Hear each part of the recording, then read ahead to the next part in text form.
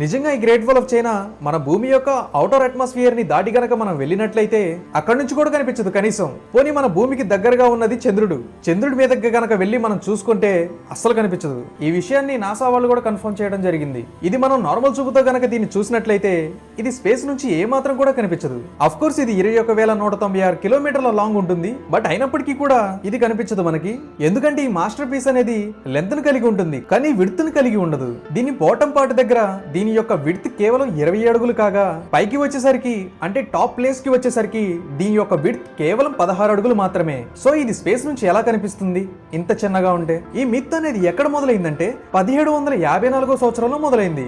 నిజానికి అప్పటికే మనం శాటిలైట్స్ ని తయారు చేయలేదు, చంద్రుడి మీదకి వెళ్ళాలనుకోలేదు, అసలు స్పేస్ గురించి ఏమీ ఎక్స్ప్లోర్ కూడా చేయాలనుకోలేదు. అది అప్పట్లో అందరూ నమ్మాల్సి వచ్చింది. సో ఎలాంటి ఆధారం లేకపోవడం వల్లనే అదే కొనసాగుతూ వచ్చింది. సో ప్రెసెంట్ మన దగ్గర పూర్తి స్థాయిలో టెక్నాలజీ అందుబాటులో ఉంది కాబట్టి అందరికీ అర్థమవుతుంది ఏది నిజమో ఏది అబద్ధమో. సో ఒకటైతే మనం యాక్సెప్ట్ చేయాలి, అదేంటంటే ఈ గ్రేట్ వాల్ ఆఫ్ చైనాని చూడటానికి సంవత్సరానికి 10 మిలియన్ల మంది అంటే 1 కోటి మంది విజిటర్స్ వస్తున్నారు.